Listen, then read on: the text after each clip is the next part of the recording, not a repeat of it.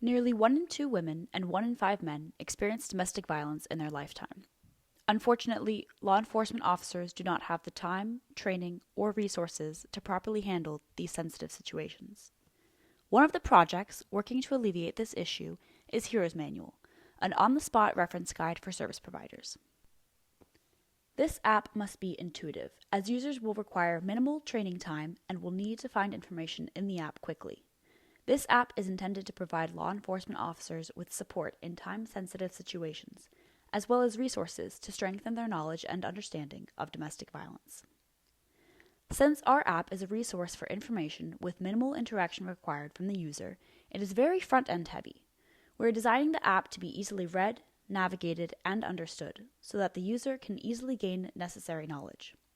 Because Hero's Manual needs to be clear and concise, we modeled the app after Netflix and Spotify interfaces, as they are intuitive and minimal. The horizontal blocks of quizzes, lessons, and other resources minimize scrolling and declutter the homepage, as well as condense the amount of pages, and therefore clicks, a user has to go through to get to where they want to be.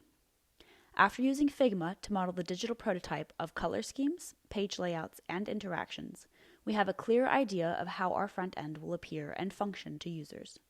For the implementation of the front end next semester, we will be using the Flutter framework, written in Dart. Given our plans to redesign the mobile application, we decided to take the opportunity to innovate upon the technologies used in previous implementations. Thanks to our use of Figma, a digital prototyping application, and our commitment to loosely following the material design conventions outlined by Google, we decided as a team it would be most beneficial to upgrade the application to Flutter.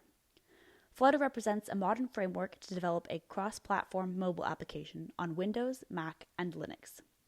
In addition, it is well integrated with many existing digital prototyping tools and natively supports the use of material design assets and icons.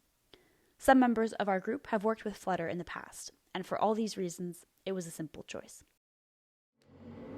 Although Flutter can be easily integrated with GraphQL and REST APIs, we will not be developing or using any APIs with the application due to the non-existent outgoing data flow requirements of the app. Within the app, any data generated will be stored locally on the device and will pertain to the local user's saved lessons and quizzes. During development, we made the decision to not save any personally identifiable information due to the sensitive nature of the app and its involved users.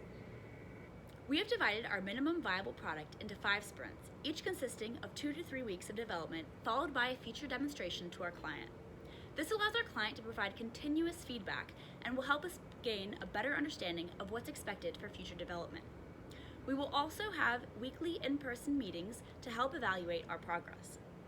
The team will assign tasks by selecting the team member who has the most interest and the best suited skill set for a task. However, we will have work in progress limits to ensure that no team member is overloaded. We are confident our overall consistency and frequency of communication will positively impact the success of this project.